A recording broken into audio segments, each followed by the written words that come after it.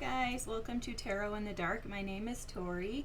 Tonight we're going to continue with our grief series and step into the second phase of Kubler-Ross's grief cycle, and we're going to look at how anger is impacting you and your life today, okay? So let's go ahead and dig in.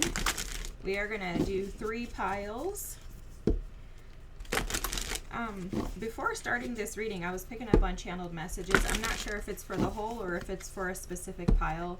But what I was picking up was, being flexible. So one thing that can really be impacted by anger is inflexibility, right? It's the stubborn energy that we all find ourselves in at times where we just don't want to do anything outside of what's comfortable for us, okay? So Spirit is just bringing that to our attention immediately, maybe even in selecting the piles.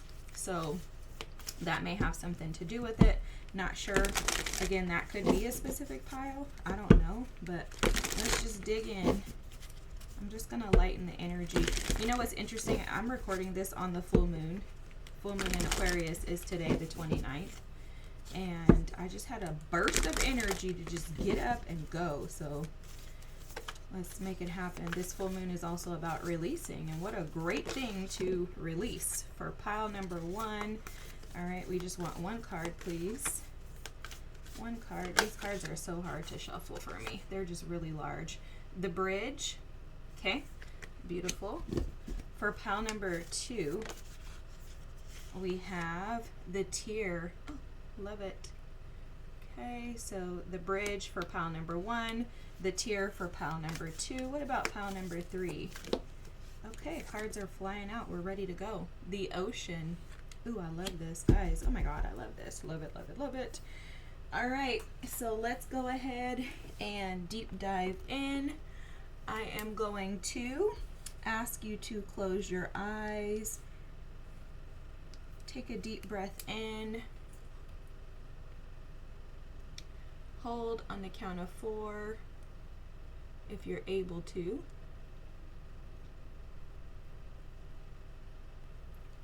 And feel free to breathe out whenever you're ready.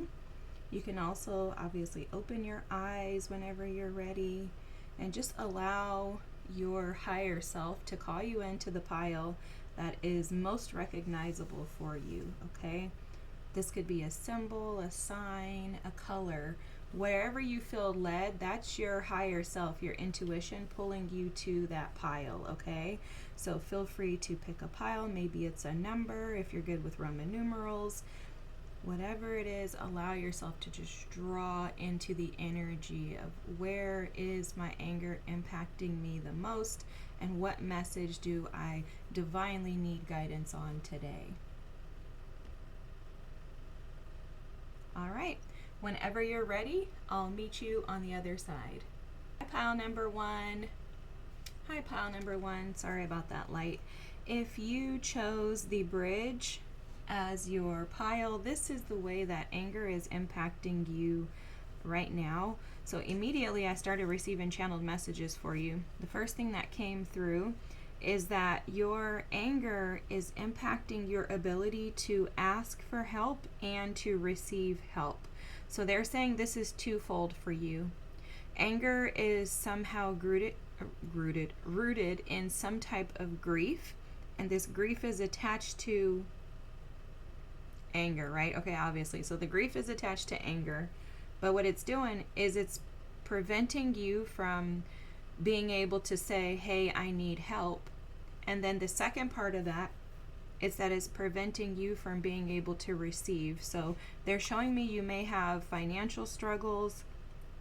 You may feel abandoned, isolated, orphaned. Those types of energies can lead to anger that then presents itself as, I have to do this by myself. I'm all alone. I don't have the support and the family, the finances, the resources, etc. that I need to be able to fully thrive. But this is showing up as, it appears that way, but it's partly or mainly holy. They're saying no. They're like, girl, no, this is holy. So forgive me, because our guides are going to be very honest with you. This is holy due to your anger and the need to assess, analyze that, and support the angry parts of you in healing. Okay. Now there is an offering that is being provided to you. I can see in this energy that spirit wants to offer you a way out. Okay. And your ancestors, they're all here to support you to get through this. They're actually telling me that you have the way out. It's just a matter of guiding you to that and helping you to feel supported and being confident enough to be able to cross that threshold, to cross that bridge. You know, they're showing me another card in this deck. It's called the Red Rope. And it's almost like there's a gift that's being given to you to offer support to be able to pull you out. But oftentimes when this happens and we have these type of abandonment wounds, which is deeply rooted in where the anger has come from, we have a hard time just grabbing that rope, right? Because it's like, well, why? I mean, if you can't trust people that you're supposed to in life, how do you trust people that, you know, are new? Right? When you've gone through traumatic experiences, pain, you've suffered, you've had to endure trying experiences, of course you're going to build a wall to protect yourself and to keep yourself safe. And that's what your inner child is doing, because your inner child wants to know that we're not going to go through this hell again, right? I mean, this is completely normal. And so many of us have these experiences. Actually, in the denial pick a card, I suggested that if people were up to it, just listen to all of them. Listen to every single reading, because I think there's pieces and versions of us that can connect to all of the piles. I know for sure me, even as the reader, I'm like, oh my God, like, and I clearly, I don't know how to explain this. I don't know why I'm explaining this to you, but I never know how something really like makes sense until I come and I sit and I do a reading and I'm like, sugar, honey, iced tea. That makes perfect sense, right? But before that, it's like, I don't really have a clue either, guys. And this is what channeling is about, just opening yourself and making yourself available for spirit and your team to be able to guide you through to find the appropriate answers. And I think that message is so specific to you, because I think pile number ones, you guys have been very hard on yourselves for maybe not being able to figure out the root of this, or not necessarily like maybe you're just like, oh my God, I just can't figure out like what the problem is. And this is why we have each other. This is also why we need each other. Like, I can't do this without you guys, and you guys may need support from me at one point, and then you may need support from another tarot reader or someone else, a counselor, someone in your family, a pastor, a priest, whoever, right? This is the way that it works. A shaman, like there's so much, like I even too, and I don't know why I'm sharing all this with you guys, but I don't really care. My life is like an open book. I'm not a secret over here. But like I go to Reiki healers. I have a chiropractor who does Reiki. Like I have all of these outside people. I have support from, my spiritual team, my auntie Sabrina at Sabrina Jean.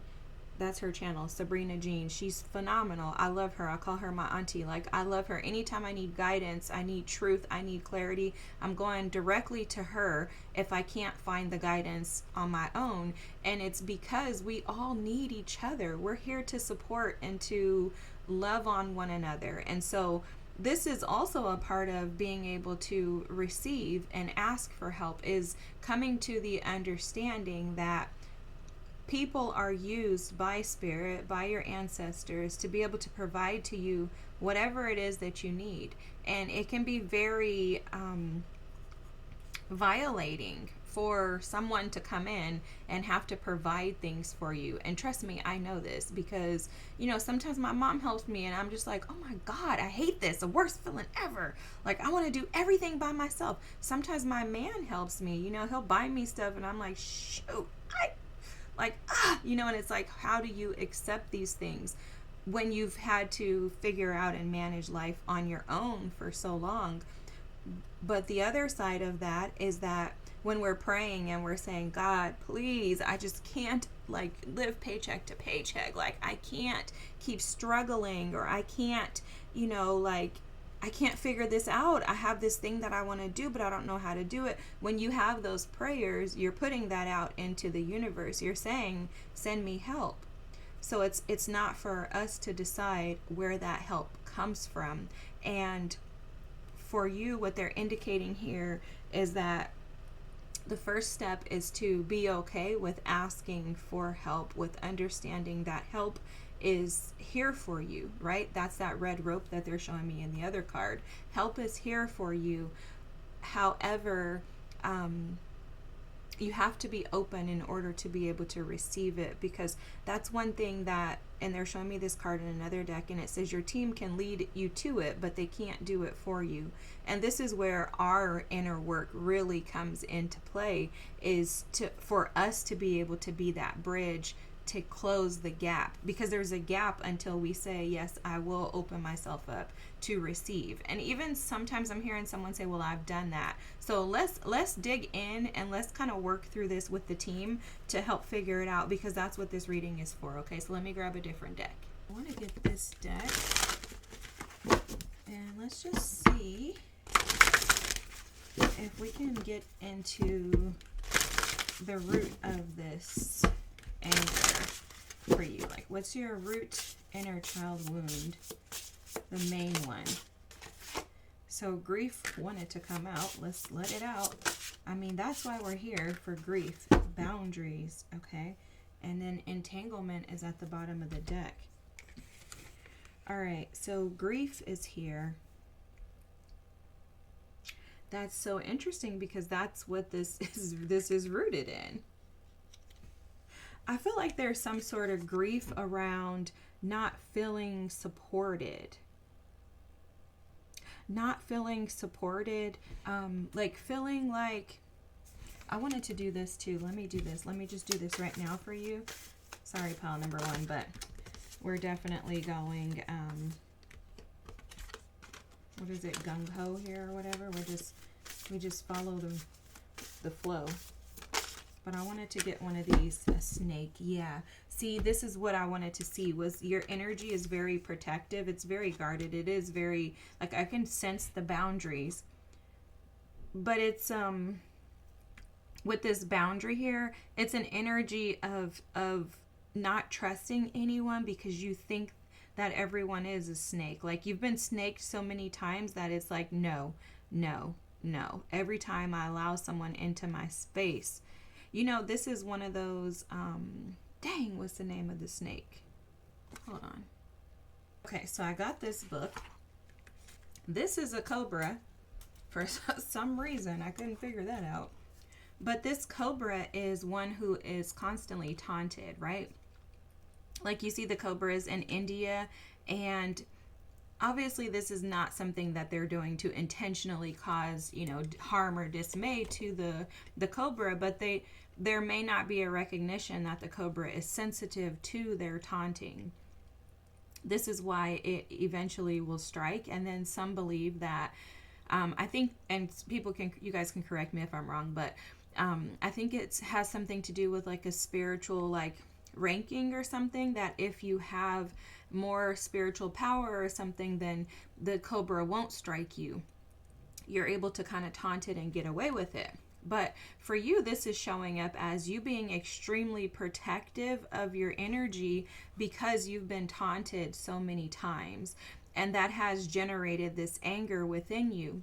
They're also showing me that what has not happened inadvertently is that you haven't been able to shed the skin of anger. So it's basically, there's a release that hasn't been able to take place. And I think it's because you haven't recognized that you've outgrown this angry side of you. The version of you that wants to be angry has become this entanglement. It's something that you have been extremely attached to. And you'll notice that on this entanglement card, she's become her environment. And that's what they're showing here with this snake, is that it's skin on you that is wanting to be shed, wanting to be released, right? It wants to be able to free itself from you, but due to this grief, there's an overwhelm of grief that keeps this anger upon you. Okay, now I don't know, but I'm just going to call out what I'm seeing. For someone here listening to this, you may have lost a lot of people. And when you lose a lot of people, especially people that you love, it is very hard to recover and to sustain and to carry on. And so what that can do is isolate us, because it's like, well, I keep losing everyone. And that can create an abundance of grief that will cause you to stay stuck in that energy. Now, what I want to do is I want to look at the grief and I want to look at the boundary card, and then we'll kind of go from there, okay? So we're just going to read like this top portion. I hope you guys can see, because my camera does not. Hopefully you guys can read this to take a screenshot. I don't know why I can't get my words out. My mom was asking me yesterday, how come I can't talk? I'm like, I don't know, me either, girl. But, why is this doing this? Let me try to see if I can adjust the focus. Okay, there we go. So hopefully you can take a screenshot, because I'm only going to read that first paragraph. Okay. There is no life without grief. To be alive is an experience, to experience moments of pain, change, and loss. Grief gives us compassion. It brings vibrancy to existence. Yet it is also deeply painful. It can isolate us or bring us closer to others. There is no right way to grieve. We grieve for people, moments, unlived lives, and faraway dreams. This card invites you to give a place to your sorrow, to allow some time and tenderness as you allow grief to reveal its gifts. Wow, this is so powerful. This is so powerful. I feel like that boundary is the gift that grief has offered you. But I think that it has to be recognized as that, right? And that's not something that I think anyone else can do or give to you. I think that the recognition of the blessings and the gifts that grief offer us is something that we have to individually assess and analyze before we can receive it. And so that may be why they're big on the receptivity here and encouraging you to be willing to ask for help, because this could be that you're just simply asking your guides for help. It doesn't have to be asking other people, right? This could be just asking your guides, help me, and then receiving that help when they come through for you. And that's one thing that I've learned on my own healing journey, is that when you are in dire need and you don't ask your guides for help, they can't come. But the second, and I have these moments where I'm just really down and out and I'm just like done with life. I'm like, oh my God, this just sucks, right? It could be something that happens, life switches up, things happen. I'm like, oh my God. Immediately I ask for help and help comes. I'm telling you guys, it is almost guaranteed success. And so I think that that's what they're indicating here, is that your team wants to support you through this process, but you have to allow them in. They're showing me this Scorpio. So you could have Scorpio in your chart, or a Scorpio like moon sign or something like that, which Scorpios in general don't tend to care to trust people, and is because they can see the deeper, darker parts of people that people may not even see in themselves. So your team is asking and inviting you to shed this and allow yourself to be open, okay? Let's read this boundary card. I tried to hold it up so that you can take a screenshot if you decide you want to read it later. Okay, boundary. Dear one, it is time to draw a boundary with kindness and strength. Oh, is it time to draw a boundary with kindness and strength? Is it time to acknowledge that you have given up your power for too long and have grown weary and resentful? Wow, that resentful is the root of anger as well. Wow. This card comes as a confirmation that it is indeed time to respect yourself and your needs. A balanced life requires a clear sense of where our needs end and the needs of others begin. Wow. We can only truly be of service when we have our needs met. Others cannot be expected to honor your boundaries if they are unaware of them or if you communicate them with resentment or blame. Only you can know what your boundaries are. This card invites you to identify and honor a boundary that has been too porous. Oh my goodness, how powerful, guys. So a boundary that's been too porous, you may know this, but porous is open, too open. So imagine you have a netted sponge and you're running sink water through it, but those holes in the netted sponge are enlarged. The water is just going to flow right through. The sponge is not going to be able to absorb anything. And so what they're saying is that there's a gap in your boundaries in areas where maybe there shouldn't be. And then I think in areas where there should be boundaries or should not be boundaries, I think you've been holding on to them a little too tightly.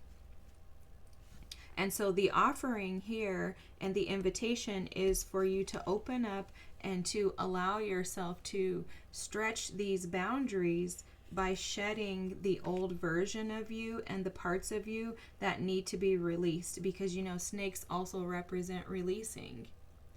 It's almost like that death and rebirth energy of Scorpio, where you allow yourself to rid yourself of the things, people, and situations that no longer align with where you want to go.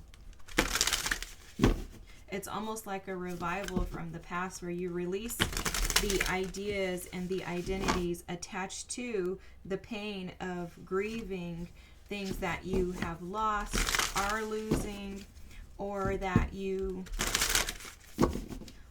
may once have lost, right? And instead this is seeing it as these were opportunities and experiences that afforded me the bridge to now be able to step into a more aligned path. It's always very hard to release, loved ones, people that we thought that we were going to spend our lives with. I kind of knew that this Two of Cups energy was going to come out for you, because I was feeling that with like a Three of Swords energy. So this is probably, you have a Two of Swords energy here at the bottom of the deck. This is the energy of someone who has been wounded by manipulators and angry about that. Like, how did I allow them to get to me, right? I mean, I understand this. It's like you see them through one lens and then they actually are not. They're something completely different. This magician is a master manipulator and one who is able to convince you of concealed things, right? It's the one who's able to convince you of their beauty when really they may have more of a beast energy. But this has you tiptoeing around. And you're tiptoeing around because, again, there's a belief that anything that you allow in your space with this Three of Wands, this is the expectation, the prayers, anything that you allow in your space is going to bring you the same type of energy as what you've dealt with in the past. So there's a relationship where someone was very manipulative in their communication and their, I'm thinking, actions too towards you is how this feels. And that energy has presented you with this gift of anger, and it's caused by the grief of what this person has done to you. This person could have also had like third parties, especially with this entanglement card here. And this Two of Swords is showing up as like you being blindsided by this. Like, oh my gosh. And I'm going to keep this here because I want to just be reminded of it. Like you being blindsided by the fact that this person was this snake. And so now it's hard for you to allow other people to, to have access to your hand, because you're like, no, the last time I did that, sorry, let me fix this. Yeah, so you're like, the last time I tried this, it didn't work out in my favor. So why would I be stupid enough to try it again, is how it feels you're thinking about this. And it's because this person and you once shared a very loving, kind, sweet, and tender relationship, or you have had moments of that kindness, that sweetness in your relationship. And it's almost as if the grief is buried in the anger and almost resentment of the fact that this person didn't follow through or uphold their end of the bargain. But there's a message coming through. It's a side message over here. They're just channeling this through to me, that once you accept this as a gift, there's so much more greater on this side, okay? This Three of Wands energy is about praying and hoping that your ships come in. Now, the anger has been rooted in the fact that you prayed for something, you received something, may not have been exactly what you were praying for, but it was what you were comfortable with the Two of Cups, and it didn't turn out the way that you hoped it would. This also doesn't have to be a romantic relationship. It could be a connection to somebody in your family, friends. There's some type of betrayal here with somebody that you once loved. That's the root of it. Okay? Where you feel like you got snaked or catfished or whatever word you want to use for it. But this Three of Wands is saying you expected that this thing was going to be the most beneficial thing for you, but you couldn't see beyond this person, and so your team allowed this person to be made visible to you. They showed themselves to you, and Spirit has allowed this to happen. For someone, they're saying they keep allowing this to happen, and they're showing you this person because they want to bridge you into a different experience. They want to bridge you into something that is more aligned, more stable, more balanced in the future. And so a part of this is allowing yourself to be angry with the fact that this person didn't treat you the way that you wanted and needed and desired or even deserved, but also be angry enough to release them and allow them to float away. Because they're showing me this Three of Wands, like in traditional tarot, there's someone standing out, like looking out upon like an ocean, and there's boats coming in. They're showing a boat moving away from you. They're saying, let that boat move away from you. Let this person, the anger, let it shed and release itself off of you, because there are far greater blessings coming towards you than anything that you would have received with that person. And that's the bridge here, is Spirit trying to say, your team is saying, we're offering you an opportunity to get far greater and better experiences than what you've had in the past, but it's going to come by means of you releasing the anger. So let's see if we can get some advice on how you might be able to release the anger. We are going to read that bridge card, but I want to get some advice on how you can release the anger, because sometimes it's hard to release these things, you know? Like sometimes it's hard to see how these things are really impacting us and what we can do to get rid of them. But this person and this relationship or this situation, whatever this is preventing you from being able to be fulfilled in life.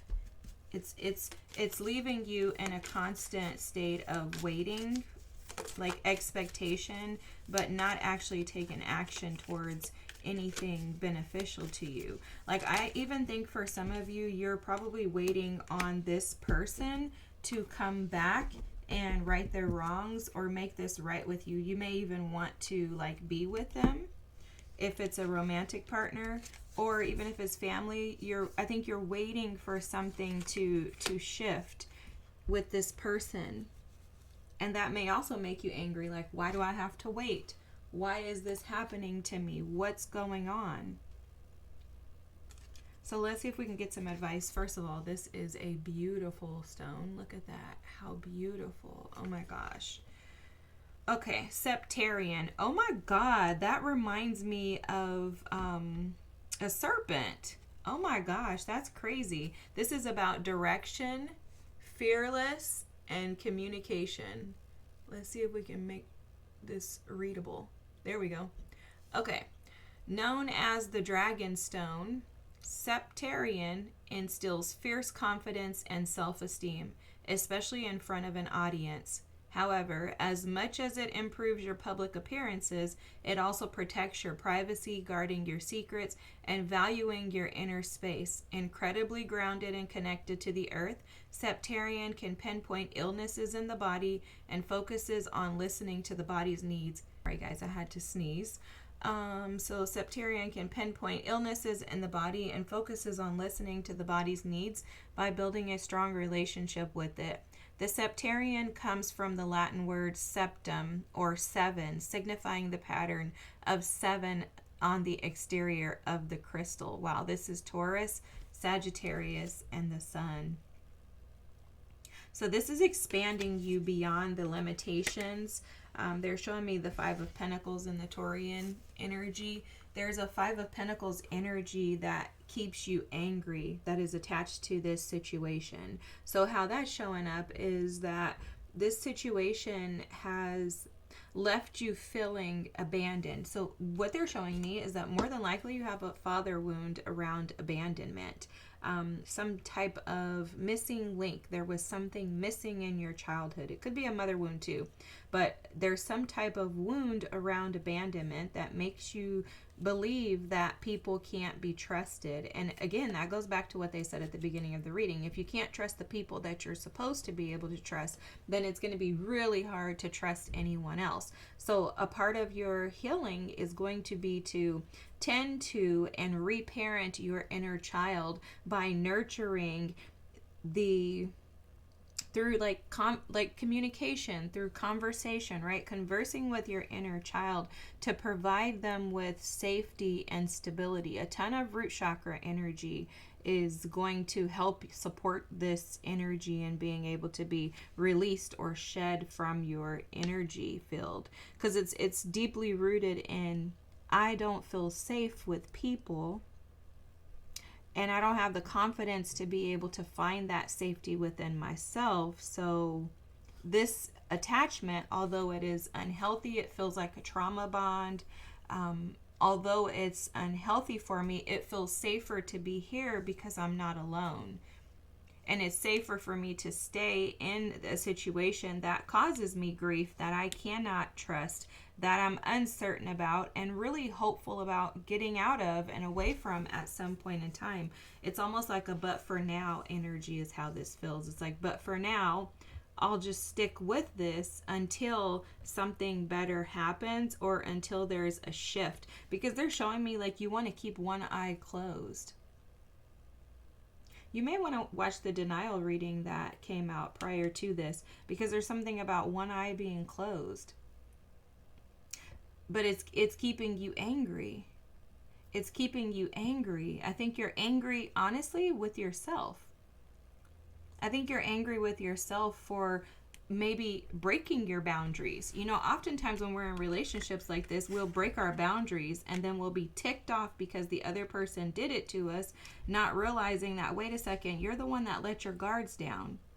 You're the one that saw the warning signs, but you didn't actually take heed to them. And guys, there's no judgment here because I'm guilty of this, okay? Like, I couldn't even tell you this if I didn't do this stuff myself. Totally guilty. The thing is that there's something greater for you, pile number one, and you have to believe that there's greater, and you're going to have to reparent that inner child that feels abandoned anytime someone who is no good for you decides that they don't want you. And you know, I had to tell myself this, my team had to speak this to me, and I had to repeat this repeatedly. Why would you want someone that is no good for you? It doesn't matter who the person is. This could be a mom, a sister, a cousin, a nephew, a child, a parent, whoever it is, right? A spouse, whoever it is. Why would you want someone to want you that is no good for you? And I had to ponder that, because I was like, what is wrong with me for wanting somebody that's no good for me? And he clearly doesn't want me, because if you want me, then you would show up that way, right? And it's because it's rooted in our wounds around feeling abandoned. When your father is not emotionally available, he can be physically present, But if he is not emotionally available and emotionally attached and connected to you, you're not going to know that your entire life will be spent chasing someone to validate and, I want to use this word, but it's not a word, unabandon what he didn't show up for. So where your father didn't show up, you'll be seeking a man to replace that wound, or a woman, because it's like you need somebody to fulfill the feeling of abandonment because you didn't get it from the source, which should have been your father. The bridge for you is Spirit is saying you don't need that. You don't need anybody to come in and show up for you anymore. So let's start releasing the anger by recognizing that the power is within you, that you're the gift, you're the one who's going to unabandon yourself, and that this is a way out for you. Like, you know, this person, this experience, this is affording you an opportunity. It even said it in the book. This is a gift for you to be able to see through to the other side. And the reality of it is that unless these things happen to us, unless the tension, the pressure, the anger, the overwhelm, all of this, unless this stuff happens to us, we tend to just keep one eye closed and ignore it. But when it's explosive, like this feels like tower energy, where it's like, oh my gosh, I didn't realize that I could actually do something about this, right? Once this tower energy hits like this, you're like, oh, I'm being manipulated. Oh my God. You can recall all the things that they said to you that never sat right with you. You'll begin to recognize, I am aware. I just was avoiding it, right? And I'm avoiding it because I would prefer to stay in something that is unsettling to me, that denies me of my own boundaries that I even feel within myself. And instead, I'm going to overstep my boundaries for the sake of this person and keeping them around, because I believe that I need someone in order to be validated. And this person does it, even if it's through trauma and a negative sense, and even at the expense of yourself. And these are all reasons to be angry, pile number one. All very good reasons to be angry. The only thing is that the anger is not going to change the situation. And all that's going to happen is it's going to create this well of bitterness within you that can turn into resentment. It can turn into vengeance. It can turn into your desire to take wrath upon that other person, right? So it's an option here, right? This is why you have the bridge card. You have an option to either allow this to shift you into better experiences, or allow this to keep you trapped and stuck in that Two of Swords energy, which is also very stubborn Aquarian energy, that keeps you guarded but doesn't actually keep you safe. There's a false identity and narrative that is attached to the Two of Swords. It is that I'm safer if I stay in my comfort zone than I am if I step out into something new. And it's because you know what to expect in the comfort. You know what to expect in the trauma. You know what to expect with this person. You know exactly what they're giving you. And every time they've given it to you, you've been able to figure out how to cope with it. But what if there was magic on the other side of this experience? And what if you could be loved in the right way out of this anger? It's happened to me. All right, guys, let's keep going and reading. So we have the blue lace agate. This is about peace, gentle, and new beginnings. Blue lace agate is your supportive nudge in the right direction, whispering words of encouragement when you experience self-doubt.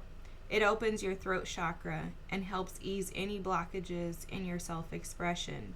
Being seen and heard is a priority.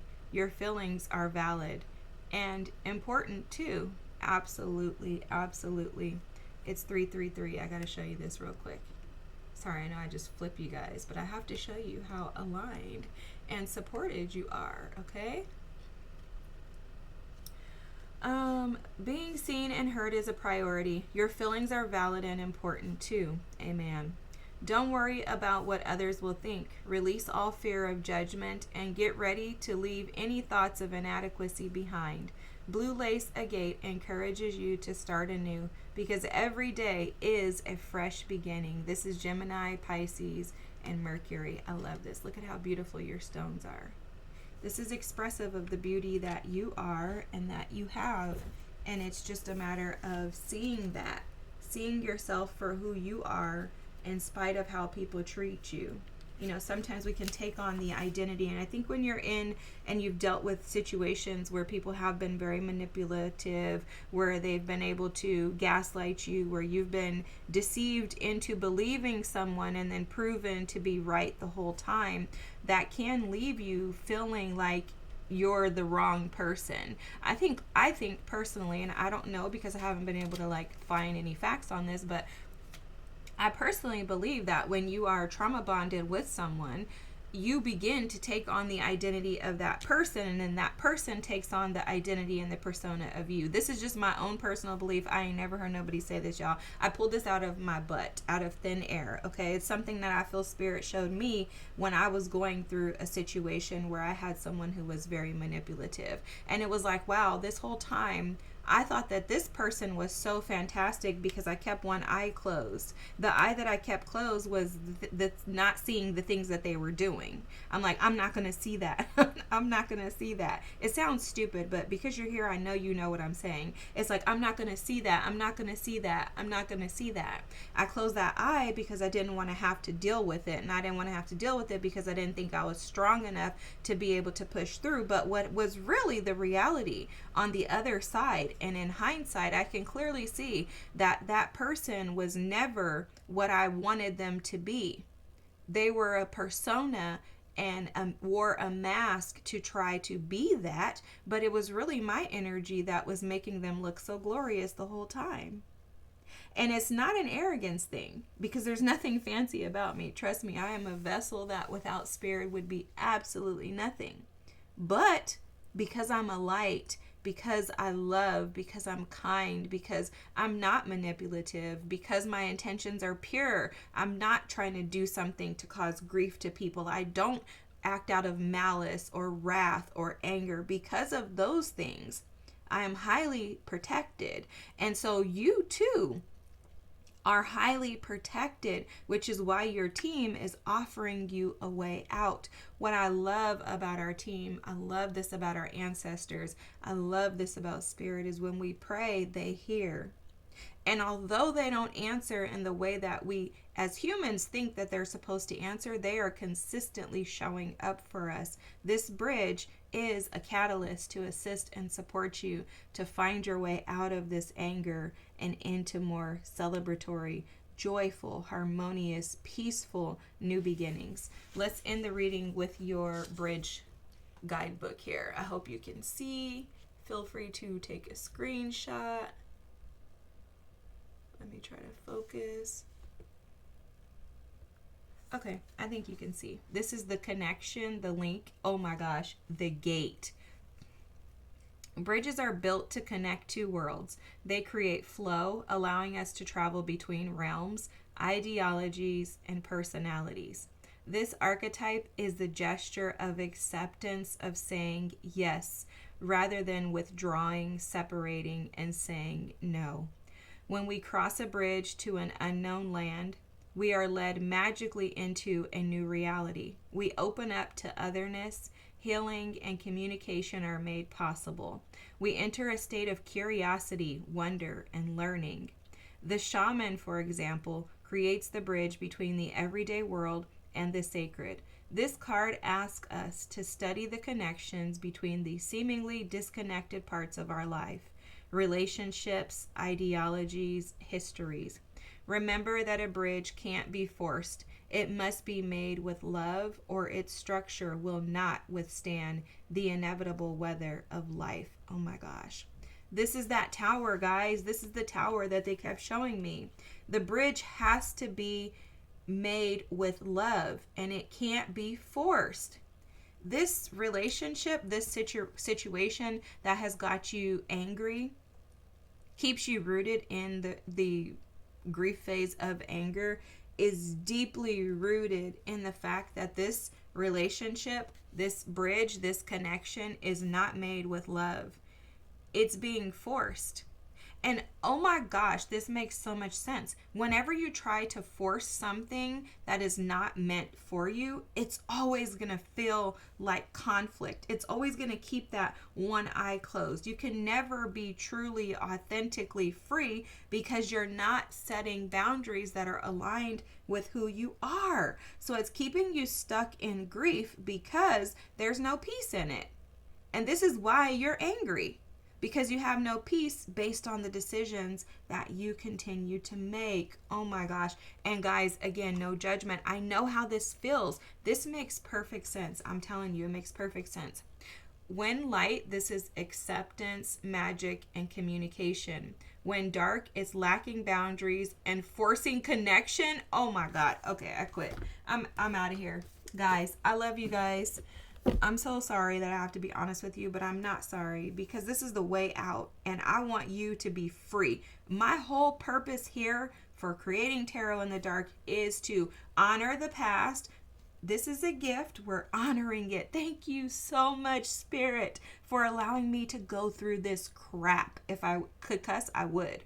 Thank you for allowing me to go through this sugar honey iced tea because without this, I would not have the magnificent, magical life that I have now. This is exactly what my purpose is to get you to see that and to push forward into the best, highest version of yourself that is magnificent, that feels like you can fly, that is anticipating that a pig will fly, that a unicorn is coming up next, and that you're a mermaid. That's my whole purpose. I want to honor the past. I want to heal the present so that your future is transformed. I don't want to do this. I want to help you see that you have the power to do this because I can't do this for you. You have the power to do this for yourself, pile number one. The anger is a tool that Spirit is using to bridge you to your destined location, which is the dream life that you desire. And it could be whatever the heck you want it to be. But one thing it will be is peaceful. Oh my God. I love this. I'm sorry. I get so passionate about this because this is just so profound. Oh my gosh. I love it. I love it. I love it. I love it. I love it. When you recognize that this isn't working or didn't work the way that you wanted it to because it's to bridge you out of living a life full of angst, tension, anger, frustration, overwhelm. It's meant to push you into the promised land. Oh my gosh, that's when the anger will drop and it'll release itself from you because you'll recognize I can't be angry at something that was a catalyst into the best life that I ever had.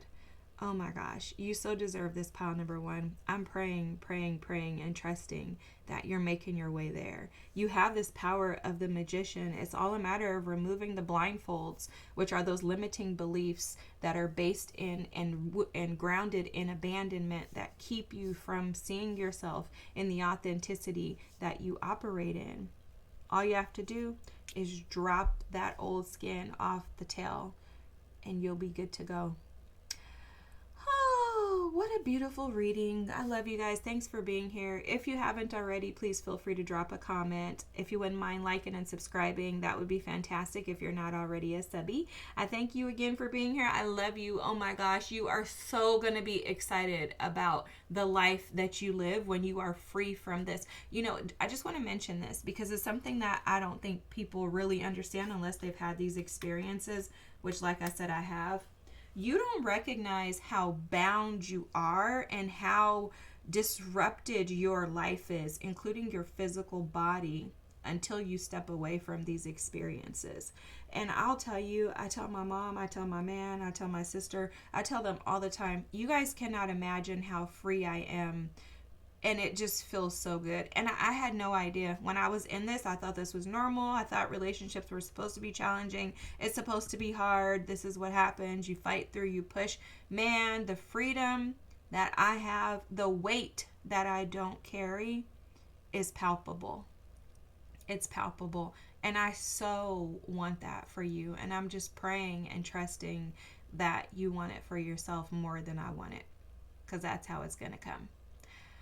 Whew. All right, pile number 1.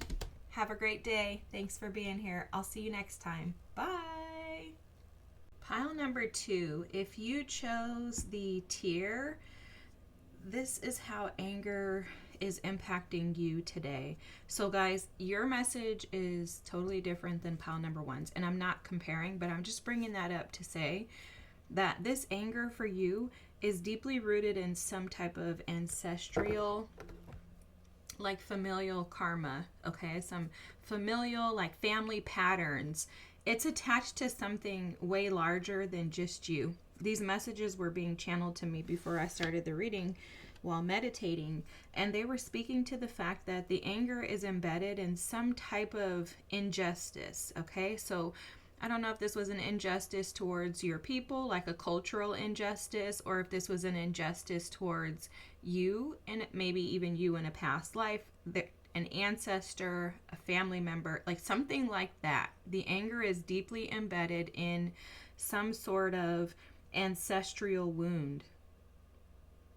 And it's almost as if, like, your anger has, you know, like, this is what they keep showing me. Like, since I drew this card, they were showing me this is, you know how you can get so mad that you just cry? That's how this feels. It's like you've just been so fed up and ticked off by the way that things have been, either society, like the way society is, or the way that your life experiences have been, that this anger has just basically like deeply embedded itself in the identity of who you are.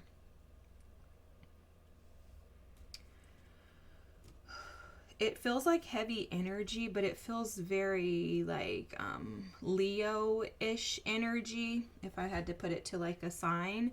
It's like a Leo Aries energy combined together. You know, put those 2 fire signs together and you're absolutely gonna start a fire, right? Like you rub these 2 sticks together. So it's like for you, it's like it doesn't take much to get you there, if that makes any sense. That's how they're showing this. So this is gonna show up in your life in areas, I'm hearing that you wish it didn't. It's like maybe you're even angry at the things that you should be able to rejoice and, you know, be happy with. It's literally like a dark cloud, like this gray cloud of anger is hovering over this energy, which also is making me wonder if that's how you feel on a daily basis. Like you just can't release the anger. Like it's almost like the anger just overtakes you and then nothing else can be seen or made clear. It's like in the middle of being angry or whenever you feel this overwhelming energy, you're not even able to detach from it, is how it feels. It feels very all-consuming. And there's a version of you, that's why they said that. There's a version of you that is very sacred. It's very peaceful, very abundant, very prosperous. But you feel like you can't tap into that as much as you want to because you have this cloud that's kind of overlaying everything. And again, this is something far beyond like you, okay? And I do think that your life experiences have contributed to this anger, this frustration. They keep showing me this card. I'm going to pull it out. I'm going to shuffle the deck, actually. I'm not going to pull the card. I'm going to shuffle the deck and see if it comes out. Because they keep showing me. So it's like you're meant to have a righteous anger. And it's to push you towards action, pile number 2. Okay. So shame and scarcity. All right. Well, these were not the 2 cards that they were showing me, but there's a reason why they came out, and I'm going to keep them.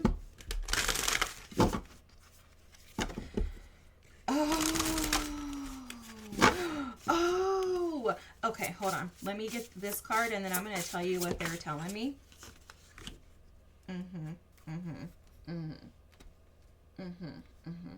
You see this here? Ocean of shame and regret. It's the same energy as this, and it's the bottom deck energy. Then I want to call this out too, because this is at the bottom of the other deck, Urzuli Dantor, which is etheric cords. This is cords that are connected and attached to you. And you'll notice that this is like a familial cord, an ancestral cord, which is exactly what they were showing me earlier. But let's speak to this. I want to speak to these two cards first, and just tell you how they're showing me. It's so interesting too, because they had me pull my ancestor decks. These are decks that I typically only use when I'm absolutely told to use them, but they're decks that I use in my personal life only for ancestor messages. So your ancestors are absolutely coming through to speak to you. We'll go to this one last. So this shame is attached to some type of scarcity, like consciousness, a scarcity mindset, a perspective that they're showing me that basically your anger is attached to feeling like the world is divided into two, and you didn't get put on like the good side. Okay, so it's like you may have a lot of black and white thinking. You may think that things are this way or that way. You may have a hard time detaching from things and situations, people that have done you wrong. Like you may just have a very hard time with dealing with any type of challenges around seeing things from a different perspective. Okay, so when we are very black and white in the way that we see the world, guys, my nose goes crazy whenever I'm tapped in. So, and there's a lot of channeled messages coming through. Whenever we see the world through the lens of black and white, it creates an idea that it's either this or that, and there aren't any other options, and it closes off the possibility of us being wrong. Because what happens is we tend to believe, well, whatever I think must be how everybody else thinks, or if I think this, then they have to think this, right?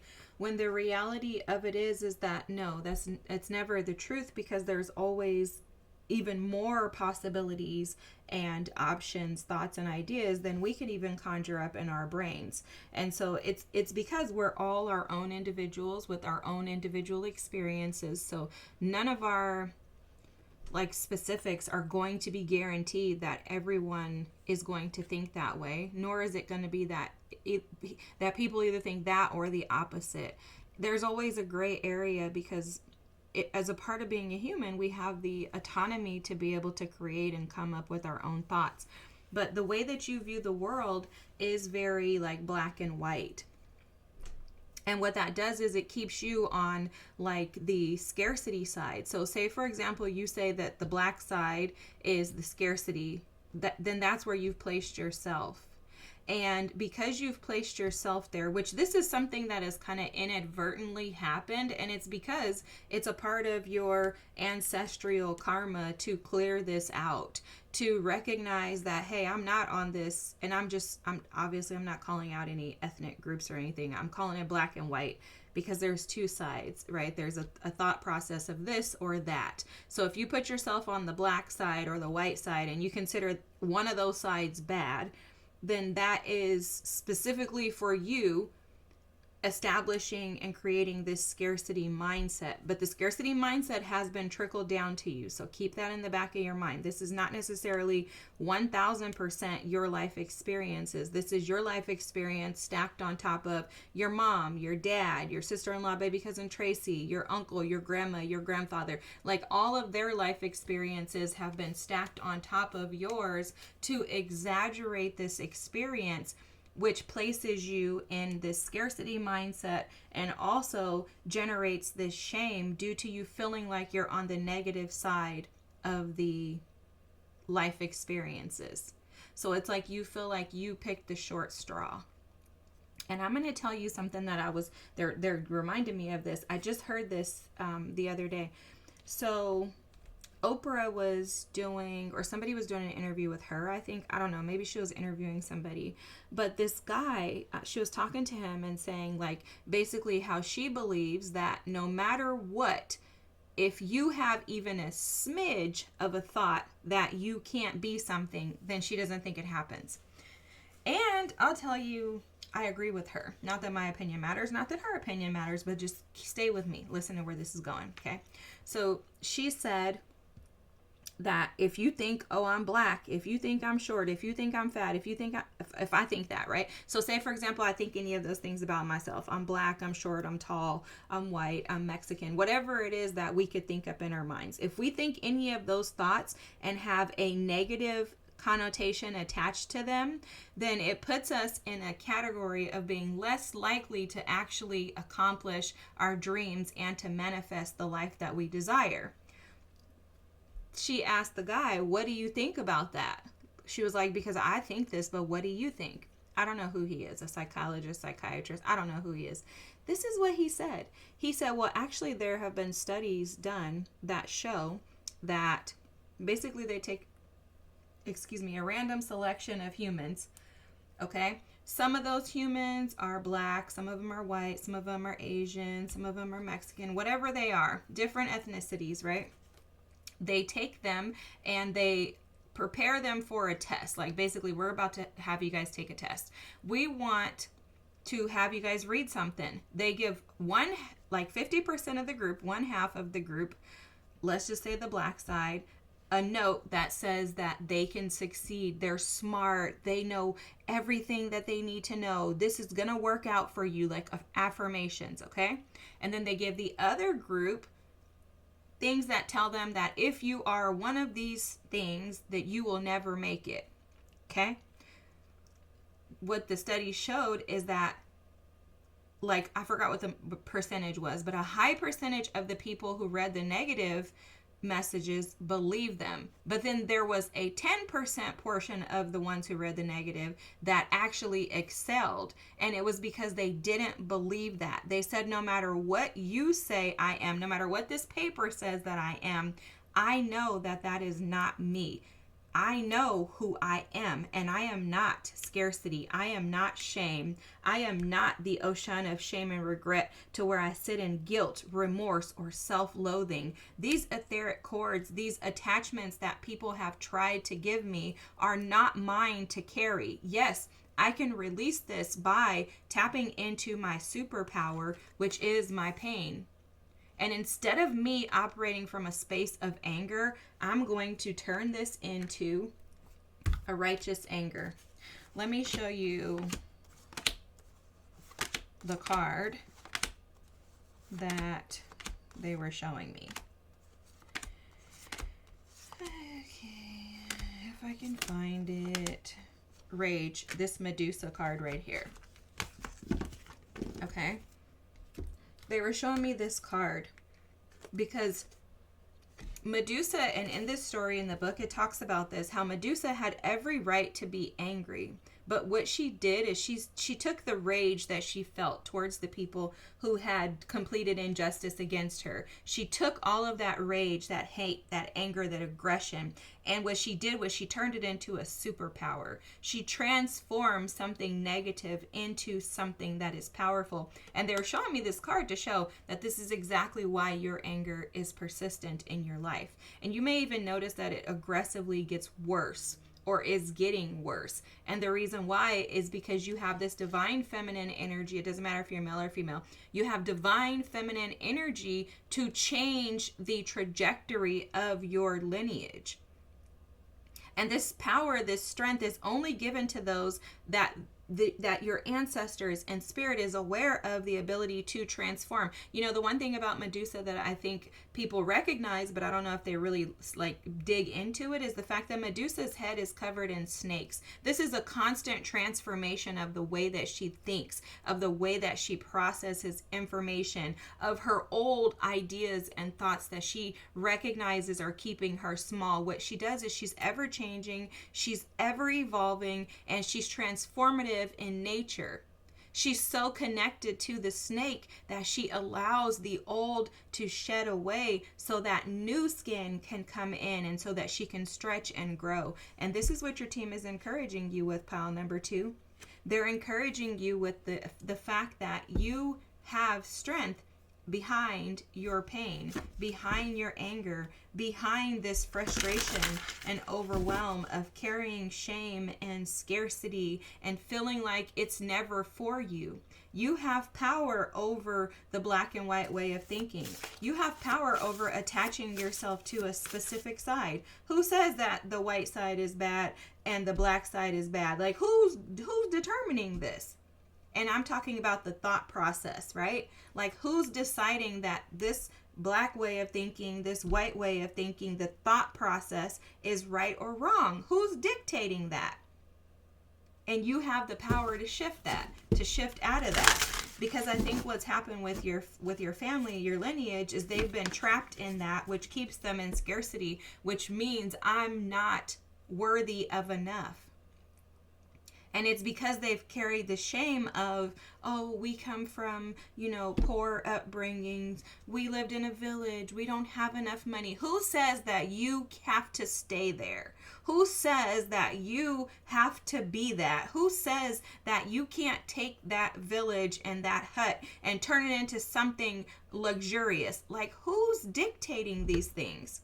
Who says that because you come from a small town of only 400 people that you can't go and conquer, Washington, D.C. and become the head of office or head of state? Like, who's making up these rules?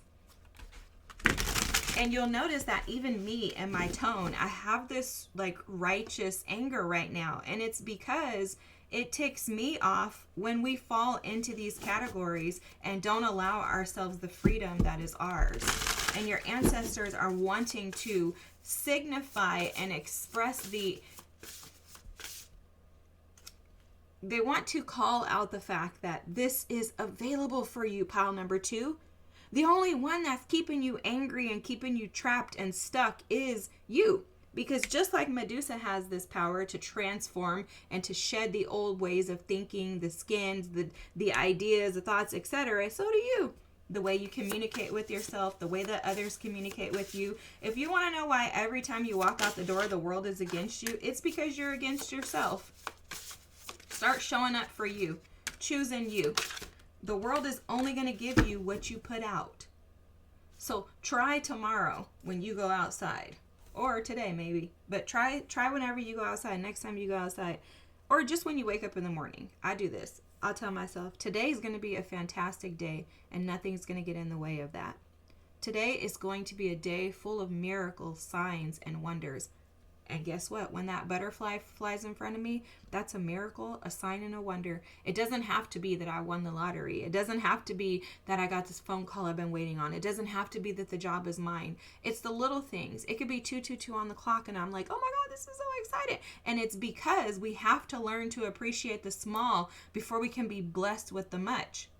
And so, although you may have this scarcity mindset and it may be trapped and built in shame, embedded in shame, you don't have to carry that. You don't have to carry that. But the choice is yours, and you're the only one that's going to be able to get your way out of this. And it's unfortunate that, we get chosen to do these things sometimes, but yet it is oh so fortunate. Because think about this. If you really stopped, and I've had to take this into consideration, like, dang, God, why'd you choose me to carry such a heavy load and burden? But why not you? That's how my mindset had to change. Why not you? Why would you pick somebody else? Why not you? Don't you want the benefits and the rewards of coming into this amazing opportunity to transform things that have been stuck and trapped in your lineage for who knows how long? Who wouldn't want that? I mean, you don't want it because it's not fun to go through this stuff, right? But you do want it because you're like, I want to just clear this out, right? I don't want my children to suffer and go through the things that I've had to go through because I couldn't overcome myself. Because that's what this is about. Your limitations are keeping you angry. Your small thinking in regards to yourself. It's not that you're like, oh, you're such a small thinker. No, it's that when you think about yourself, you shrink yourself. Why? Why, pile number 2? Now I'm going to start acting like a mama. Why? Do you not see how miraculous it is for you to wake up every day? Do you not recognize how powerful you are? Like, do you not see all this divine feminine power, authority, and energy all over you? I can guarantee you your ancestors are powerful as heck. And all they're doing is waiting for you to ask them for help. Because that's the amazing thing about it, is that, yeah, we feel like we're suffering, we're attached to this devil, we have this entity that is keeping us down and small and constantly making us feel like we have to defend and protect ourselves. But the reality of it is all we have to do is ask for help, and immediately our ancestors come. They put us in the boat, if we're willing to get in the boat with the Six of Swords here, and they'll drift us off into calmer waters. But it's all a matter of our willingness. How bad do you want your desires, your heart's desires? Because that's what's going to shift you out of anger, is recognizing, like, dang, you know what? They gave all this to me because they see how powerful I am. Now let me go see if that's true. Let me find out if that's true. Because really, the reality of it is sometimes it's like that. It's like, you guys could think I'm powerful all day, but shoot, I don't know. I'm going to burn some sage to get rid of this old, outdated energy, the old, outdated way of thinking. You know, the mentality that comes from the ancestors who had no options. They had to stay stuck and trapped in slavery and in the mindset of scarcity, right? You know, when you're going through the Holocaust and when you're a slave and when you have all kinds of negative experiences around you, people in society constantly telling you, oh, people of your type aren't going to be this or that. Of course, it's going to affect you. And of course, you're going to feel this scarcity mindset. But the beautiful thing is that this scarcity mindset is not going to stay here. It's not meant to stay. And instead, your team is saying, come on, join us. See yourself as being powerful with this Six of Swords energy. See the truth right in front of you. Okay? Release the pain of your experiences. Leave it in the past and move away from it. Because what you don't see is that there are new options with this Two of Swords energy down here. There are new opportunities, new experiences ahead of you, waiting for you to tap into them. But they're hidden. All of them are hidden right now behind this dark cloud, which is this devil energy. And this is just the feeling of being trapped. They're also showing me an energy of someone feeling like they have these chains, like this bondage or captivity type energy that is just engulfing their every part of you. But the interesting thing is that they're showing these wings back here. It's almost like they're showing me that you can get up and fly away from the devil. You can also die to the old ways of thinking, metaphorically. Allow yourself to kill off those old ways of thinking so that you can tap into new experiences. The Seven of Wands is saying that this anger has kept you so guarded, protective, and defensive that it's created this entangled type energy within you that you feel like it's like this conundrum that you can't get out of. I'm confident that that tier is going to give you some information on and advice on how you can transform this energy. But I also want to pull just a couple of other pieces of advice for you. Wow, this reading is so powerful. You know, anger is something that I think this is the part of grief that is probably most challenging. For me, it's been most challenging. Understand your karmic lessons. Guys, we cannot make this crap up. Oh my gosh. And then look at the bottom of the deck. Start living fully. Start living fully. Allow yourself to be fully seen. Understand your karmic lessons. This is about being able to face this is so interesting though, they're showing this, face yourself head on. You know, this is your higher self, and this is you. Allow your higher self to lead you into understanding and being able to embrace the lessons for just that. This is a lesson. This is something for me to overcome. But the thing is, here's the ticket, pile number 2.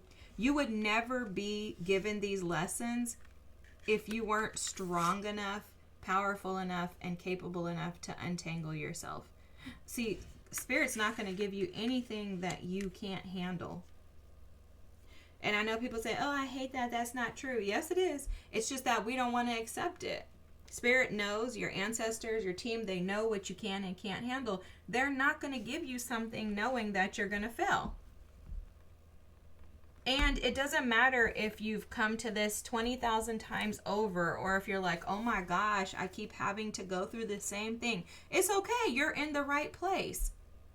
That's a part of karmic lessons, is understanding that wherever I am right now is exactly where I'm supposed to be. However, if I keep pushing, I'm guaranteed to succeed. I'm guaranteed to get to my promised land. I'm guaranteed to get to where I desire. Because a part of healing is simply just enduring. And that's what this is for you, is enduring, but allowing yourself to shift your perspective on the way through. Understanding that the power to transmute this energy is in your hands. Let's read the tier, and then I'm going to close out your reading, because your personality is definitely feeling like air sign. That's Gemini, Libra, or Aquarius energy, and I feel like you already get it. Like, I feel like you already got it before you got here.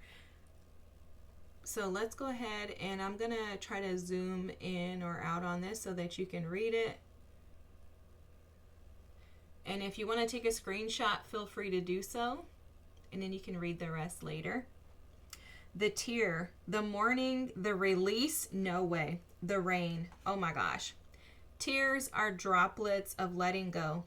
Once they begin to fall, we allow the swelling tide of emotion to run its elemental course. Often, the tear is what is needed in order for a conversation or situation to break into the next level of intimacy and vulnerability. Oh my God, I love this for you. Some say that tears are so powerful in softening our egos that they open up a portal to the unseen world. Wow.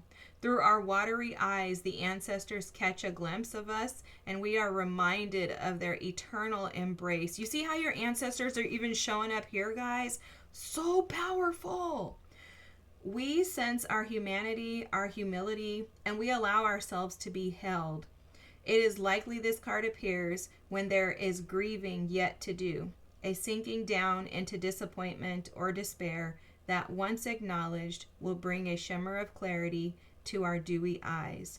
Wow, guys, so powerful. When in light, it's melody, melancholy flowing through, and when dark, drowning, drama, and murkiness. Wow. This is so powerful. I want to just call forth the light and the dark. You know, this would be equivalent to shadow and the light attributes of us. This is also equivalent to like black and white thinking, and, you know, one is not greater than the other, because I'll tell you, you'll never get to light if you don't experience the dark. You can't experience heaven if you never have felt what hell feels like. And so this is the same thing with your thought processes, and allowing yourself to get out of the black and white way of thinking is acknowledging the fact that there are so many caveats to this light and to this dark, but that they both allow and support us for our highest good.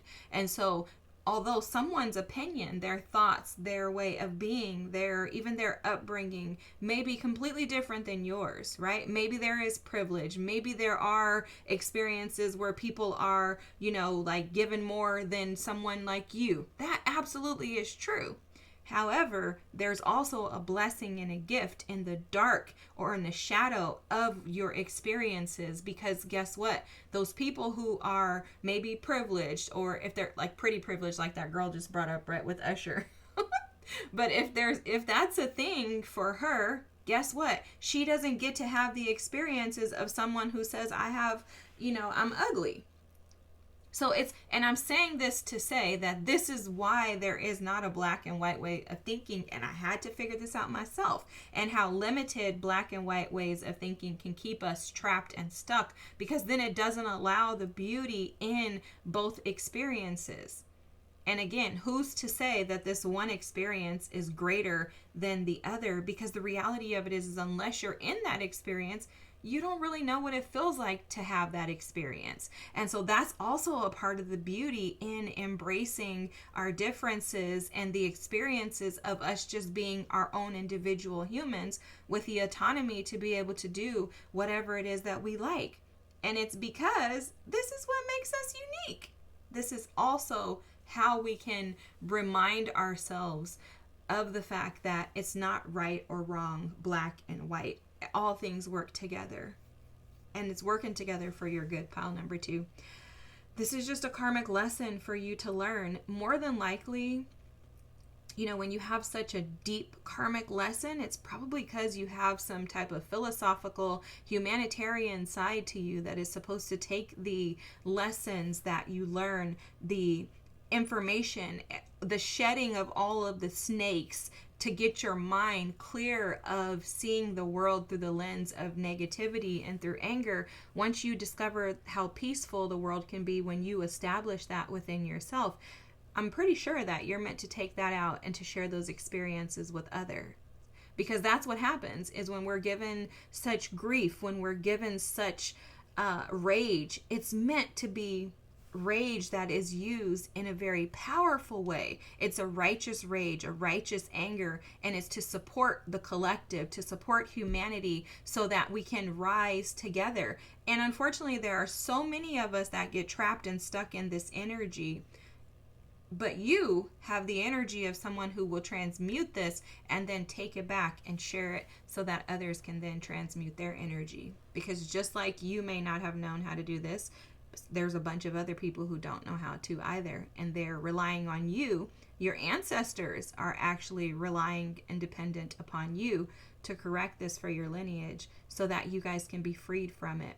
Imagine what life would be like free from the anger of being in scarcity mindset and walking around with a cloud of shame. Like, imagine how light your life would be, how peaceful your life would be if you could wake up without carrying the weight of this anger and the rage. And if the rage were to be used in a way that would allow you to have a peaceful heart. You know, they're bringing to my attention, they keep showing me this, somebody's like physical heart, and the weight that can be placed on your physical heart when you carry something as heavy as this. I'm not a physician, I'm not a doctor, not giving any type of medical advice, but for not only your spiritual health, but for your physical health as well, it would be beneficial for you to release the identity that's attached to this anger. Okay, I don't think I need to say much more. Remember, peace is ahead with this Six of Swords. Just going to come by you detaching from this energy that is keeping you stuck. All right, pile number 2, thanks for being here. If this resonated, please feel free to drop a comment, like the video, and subscribe. Please know that you're not alone. This is no judgment zone. This is a no judgment zone on this channel. There is no... there's nothing that I could speak to you guys about. I have to tell all the piles this. There's nothing that I can speak to that I haven't experienced myself, because that's how channeling, in my opinion, that's how it works, is they're channeling to you what a lot of the times it's not just that, but a lot of the times it's the lessons and the things that have been given to me for me to be able to learn how to heal and resolve these things. And this is why this goes back to what they were saying too, how we're such a part of a larger collective. Nothing in our lives is ever just about us. This experience that you're having, this is absolutely not just about you. It's very clear to me that this is not just about you. This is about a lineage. This is about healing a familial pattern, and this is about setting people free.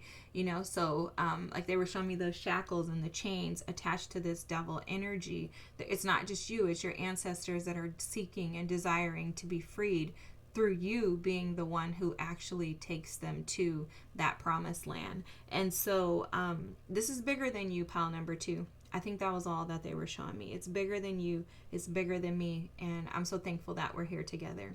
Alrighty. I'll see you next time. Have a great night. Thanks for watching. Bye.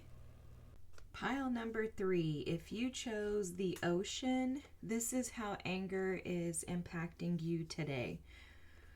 Okay, guys, so you guys are for sure the spiritual group. They keep showing me the High Priestess.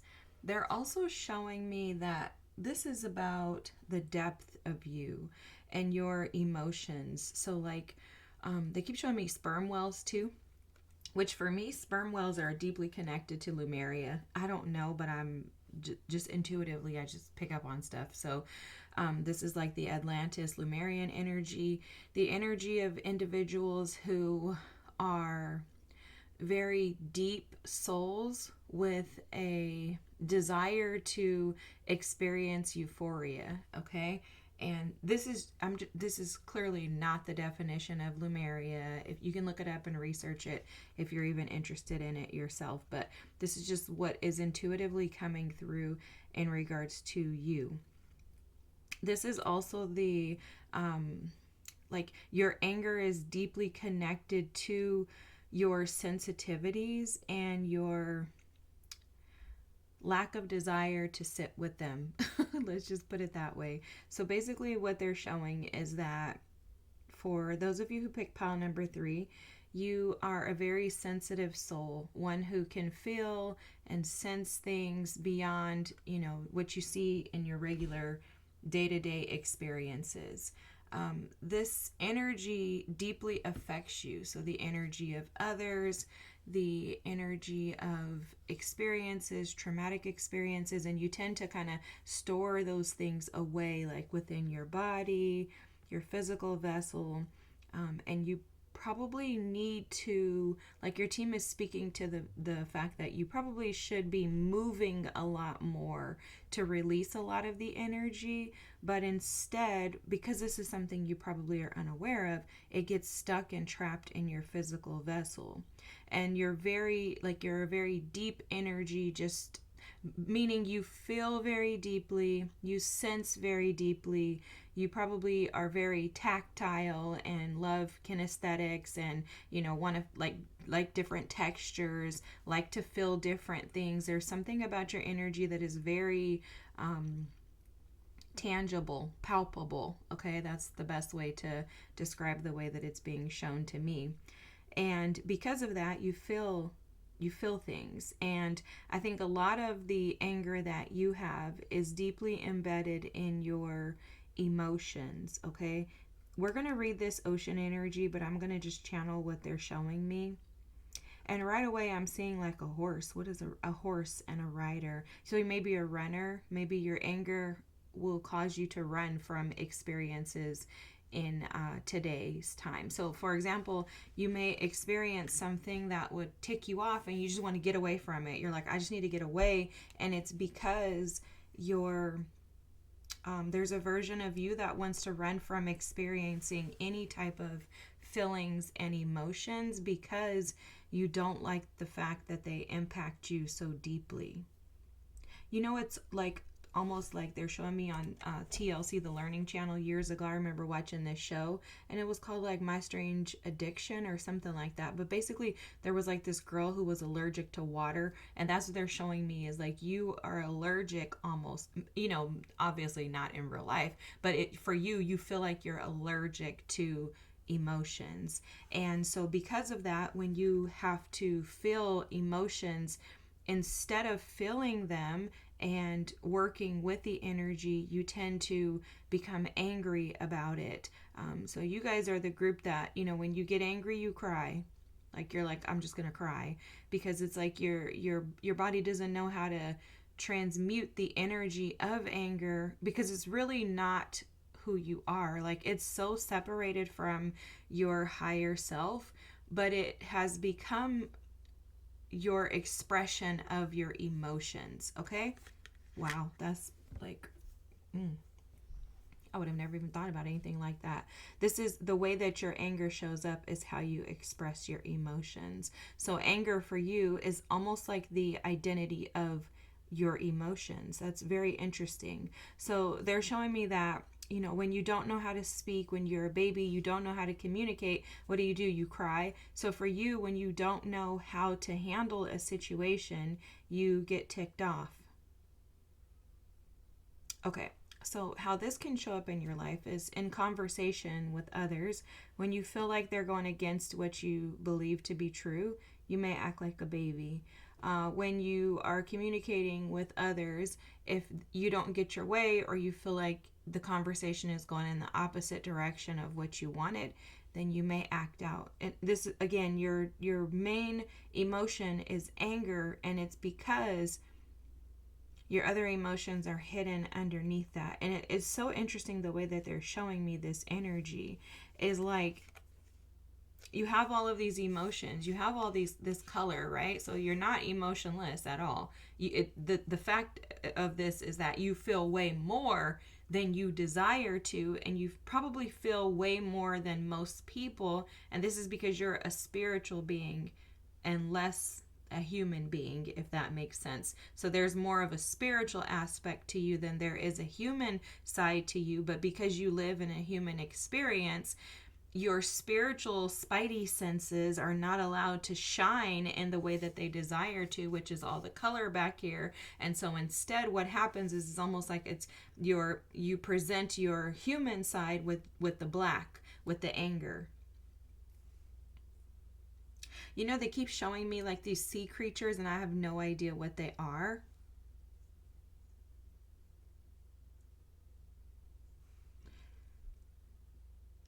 There's something about a belonging, like you don't feel like you belong here, and that makes you angry. It's almost like you feel like you're from another world, another earth, another plane, another dimension, and because of that, it's very uncomfortable for you to function here. What happens though, and here's the challenge, is that there has to be some type of a union, because they're showing me the conjunction card. There has to be some type of union or conjunction between your human experience and your spiritual experiences to where you can kind of allow the two to merge in a sense that you're able to actually like function, because otherwise it's just going to keep you in this constant state of like it's almost showing up as like it's this anger, like angry depression. And it's because you just feel like you can't merge the two. So this is, you know, going to show up for you to where you feel overwhelmed at times. Like when you get upset, when you're having issues with people, afterwards you might say something, pop off, whatever, however you respond when you get angry. But then afterwards you're like, oh my God, I just don't know how to like do this. I don't know how to figure out how to process these emotions and these things that I feel. And I just get pissed. I'm sorry, but that's the word that they kind of keep telling me too, is like there's this like pissed energy that you're feeling. Hold on, okay, I'm not supposed to use that one. Not yet. Okay, so let's see if we can grab another card. They are telling me something about you looking beyond. Like something about you looking beyond, okay, that transformation wanted to come out. And then freedom here. You'll notice that this freedom is about like the balance energy of yin and yang. But they're showing me this is yang and this is yin. Allowing your feminine energy to be more in the forefront may be more beneficial for you as far as learning how to like cope with the anger and deal with it.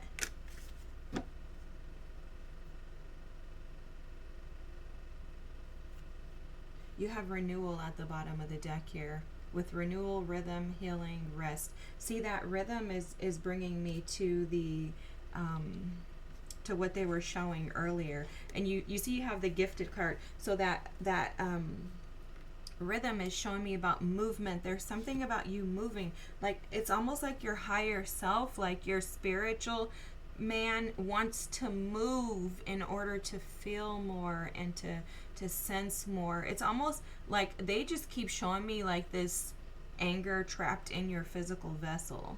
I don't know how to explain it. You may notice that your heart chakra may feel blocked at times. You may often feel like you can't feel. And I think it's because it's been kind of shut down for so long. You know, it's kind of because they're telling me like if you don't use it, you lose it. So I think you have gone through so many traumatic experiences that have caused like just an aggressive amount of stress and depression that it has kind of led you to this anger.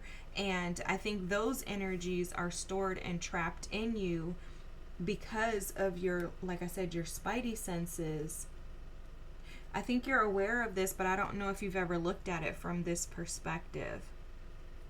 Like, I definitely don't think that you're in denial about the fact that you're you know, like that you get angry and that you don't know how to handle or to cope with your anger. Because you may also notice that you go from 0 to like 100 like really fast. The interesting thing is, see in this card, there's these butterflies that keep pointing them out to me, that there's a transformation. But this is this a sheep or a goat? It's a goat. It's 3 billy goats gruff. They have the little beards. Okay, this is a goat. I'm pretty sure. If I'm wrong, sorry y'all. But I'm seeing this as a goat, and I'm also seeing these like pomegranates as like abundance. There's a lot of messages coming through here. There's the for you, the first message that's coming through in this card. Let's just read it. Gifted, fertility, creativity, growth, and space. What they're showing is that your gifts are best functioning and operating in spaces where there is tranquility, where there's peace. And it's almost like you have to make space for you to have peace. They're showing me something about meditation, but also grounding yourself. You know, a goat would be an animal that would be like in a barn. Something about having, like, slowing your life down, steadying your energy, creating stability in your inner being before you do anything else. There's also something about coming into alignment with being abundant, right? Because you could find yourself angry about like how come things aren't a certain way. So they're saying become this, align to this. Align to your truest path. Like there's something also about recognizing that you are royalty, that you are, you know, set apart for a unique path. Because you may also feel like, how come I have to always like be the one that's working and like doing all this healing stuff? You know, like as an empath and a healer, it can be very frustrating and overwhelming at times when you feel like you're doing so much and nothing is actually like shifting in the way that you want it to, which also could be in conversations with people, right? Like, you know, you're talking to somebody, they're saying something, they disagree, and you're like, no, and they're like, no, I'm gonna hold my ground and believe what I believe, and you're like, well, that's not right. Then that could tick you off, set you off, and then you're like, how come I have to be the one to apologize first? Like, how come I have to be the one to figure it out? You know, like I can relate to feeling like that in the past in situations where it's like, godly, like being this spiritual being, you tend to have to hold more weight than others. But this is because there's this sacred energy to you, and anger is just one step to get you closer to freedom, because your anger is keeping you from accessing this, guys. It's coming through very clearly. Your freedom is being tainted, as well as your abundance, because of this anger. And because there's some type of truth in this that you may not be willing to accept. There's also something that they're showing about some type of access that you have that can free you that you won't tap into. They're saying you have access to transform this. You have access. You have everything that you need to shift this. But there's something about staying in your body. They keep talking about your body. You know, I did I think it was a 7-day chakra clearing course with Uthra on Blooming Tao. I was going to say Blooming Tao Tarot, but the Blooming Tao, if you look her up on Instagram, BLOOMING TAO, and her name is Uthra. She's freaking phenomenal. That changed my life. Look, prosperity is at the bottom of this deck too. I'm telling you, your abundance is impacted by your anger. But I took this 7-day course with her, and it really did like change my life, because one thing that I didn't realize was how detached I was from my actual body, my physical body. And as a spiritual being, it's so significant and important that we learn how to attach to our physical body in order to be able to tap into the ocean, which is the depth of you, those emotions, right? I remind you that they said that, you know, you're kind of like the person who is allergic to water. You may want to avoid these emotions because they're painful, because they cause anxiety, depression, sadness, grief, right? Because they make you feel detached from the magic. Because they keep showing me his wand too. So there's something about you probably feel detached from the magic when you have to sit with those emotions, when you're, and I'm just using this conversation as an example because it keeps showing me like talking to someone and not getting your way. But so imagine you're having a conversation with someone and they disagree with you. You know, can you bring yourself to the awareness of who you are? Like, can you recognize how abundant you are and that there's no need for someone else to validate or agree with you? Can you also embrace something about, they keep talking to me about communication and they keep showing me that with this blue energy here, the throat chakra. So there's something about being able to collaborate with others in a transformative way without like putting yourself at the center, because they're also showing me like a baby. They're showing me like a baby and like needing to be babied and kind of curdled up or, you know, like swaddled or something. Okay, synergy. The frequency of synergy supports our allowance and acceptance of not so obvious, never seen before combinations and unions that result in new ways of functioning, working, thinking, relating, loving, and being. It reminds us to embrace the unfamiliar so that new yet exciting co-creations can give birth to new realities. Yeah, see, this is speaking to what they were showing me in regards to like acceptance and allowing, like just allowing others to be different, because it's a 5 card too. It's like something about allowing others to be different. They're also pointing out this 7 to me, like pausing in your energy.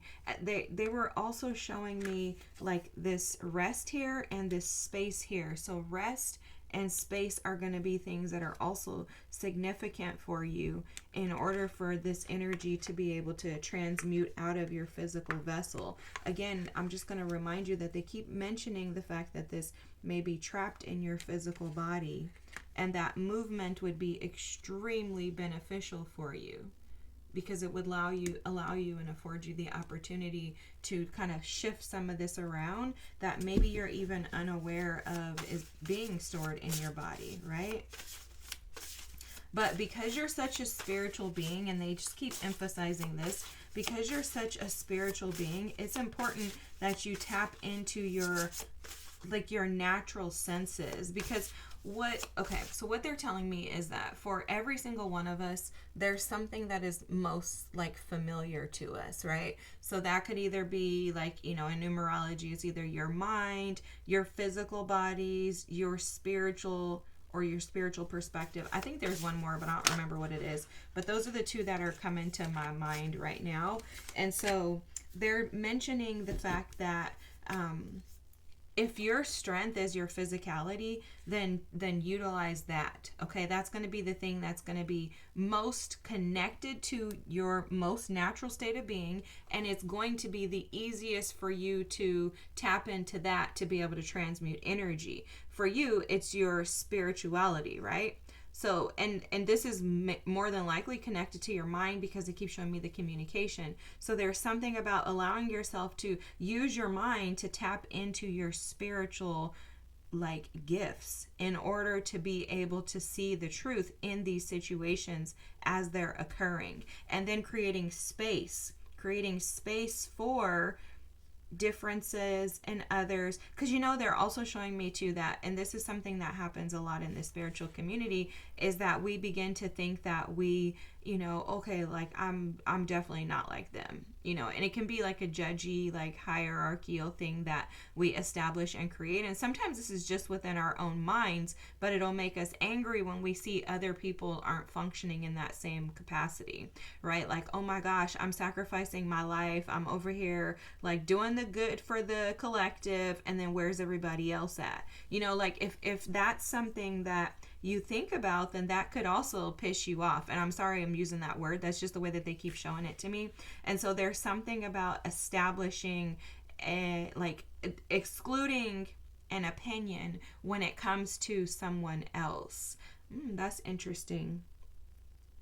excluding your opinions, your personal opinions. Oh, they're also saying when in conversation with others, that may be beneficial to you too, to exclude your thoughts. They keep showing me ways that you can transform this anger into something else. And it is going to be by allowing yourself to be stretched and pulled. Because now they're showing me Oaxacan cheese. Guys, don't ask me why some stuff gets shown to me the way that it does, but it's very interesting. You see these cards here? You have Judgment.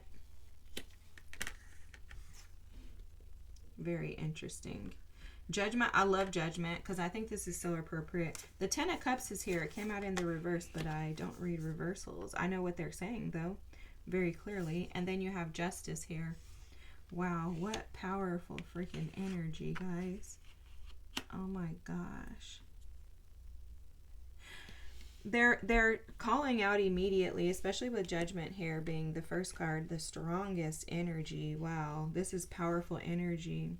That in order for, because this may be affecting your family, like it could be family members or your spouse or romantic partners.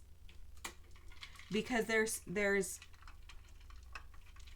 they keep, excuse me, I'm sorry, I had to drink water, but they keep showing me this detached heart here. It's almost like you're being called out to establish and create balance in your anger and aggression in order to prevent something from falling apart that is actually meant to be together. Now, I don't know what that means for you, but it's like there should be cohesion here, but there's not. And it's because Judgment is showing as like a stubborn energy in this reading, okay? It's showing up, I've never even seen Judgment in this manner, but it's showing up as an energy of my way or the highway. And your team is saying if you have that, then that's going to keep you in a constant state of anger. Because there's no fluidity here. And this is exactly what they're asking. Thank you, team. You guys are so faithful. Thank you so much. They're asking for you to open up to fluidity. That's also synergy. They're asking you to open to flow, to allowance, and to release the rigidity, because they're also showing me that this Justice, in this Justice card, they're showing this, how he has, like, I think it's a cheetah, but he has his eyes blindfolded, and then he doesn't have his finger on a sword of truth, which Justice is about truth. And then they're also showing me in this energy, the Ma'at energy of weighing the heart to a feather. And the whole idea of that is that your heart should not be burdened and heavy, but it should be as light as a feather. And your heart can only be as light as a feather when you release judgments and unhealthy attachments to ideas, thoughts, and perspectives that don't allow you to operate in a complete and full allowance. Okay, maybe alliance too, but I was trying to say allowance. So pile number 3, you are the spiritual gurus. You are the master manifestors. You are the ones who are working towards and moving towards living out your dream lives. I mean, I can't stress this enough. I don't know if you noticed this, but the 10 of Pentacles was at the bottom of the deck. Absolutely, your abundance, your longevity, your prosperity, and the life that you desire to live is on the other side of overcoming this energy. And it's this strength card here that is needed. It's courage that's needed to say, like, I'm failing, I'm making mistakes, I'm messing this up, I'm wrong.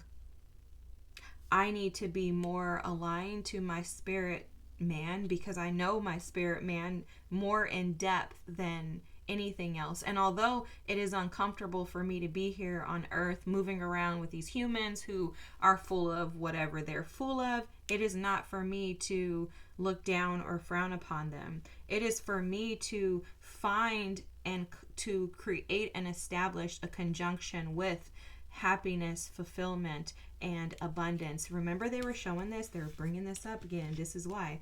To reconnect to my abundance, align to my abundance in all situations. And that's how I synergize things. That's how you fall into alliance and allowance. And this is how you can remove the barriers of creating and keeping injustices in your life and in your heart, and things that prevent you from being able to be free from anger and aggression, depression, shame, etc.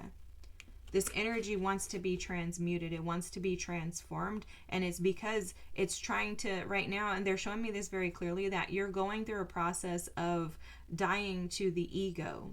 And sometimes that ego death, not sometimes, every single time, it is like the worst thing. For me, the ego death and the whole process of really transmutation is like hell to me. But anyways, that's just me. Maybe I'm being dramatic, but I think you can relate to that. It's painful because it's literally like burning away every part of you, every version of you that you thought made sense. And with that comes this level of humility, which is why judgment is here, because judgment says, will you see and recognize things through the lens of spiritual truth, right? Typically there's an angel in judgment. We're blowing the horn here, people. Wake up, spiritual beings. This is not about scratching your itching ears and feeding your egos. It is about you rising to the position of being a leader, dying to yourself, your ego, and allowing yourself to rise into a more aligned energy that flows and operates through the lens of love and allows justice to do what justice does. It's the energy, again, going back to Ma'at, where things that are out of balance are removed and you're only aligned to things that keep your heart light. And this anger has been affecting your ability to walk in that freedom. And it's because it's literally like they're showing you're like almost there, but your tail is the last thing that needs to burn before you can be regenerated. And that's the anger. This is the part of you that gets lit on fire off of things not going the way that you think they should. And it's because you do have this higher wisdom and knowledge and awareness, and you're so in tune with the spiritual world that you have a hard time embracing the humanity in everyone else and even in yourself. And so what you've learned to do is just kind of brush over anything that prevents you from being able to operate in the space of being a spiritual being. And now you're being called out. I love this. I love this because this happens to each and every one of us. I love this. This is our way to freedom. And I'm confident that you want freedom, that you want abundance, that you want prosperity. I'm confident because every card here is speaking to that. And so your way out is to allow this version of you that is keeping you trapped in whatever this anger is to be freed, and allow yourself to tap into the more mature, communicable part and version of you that is accessing freedom.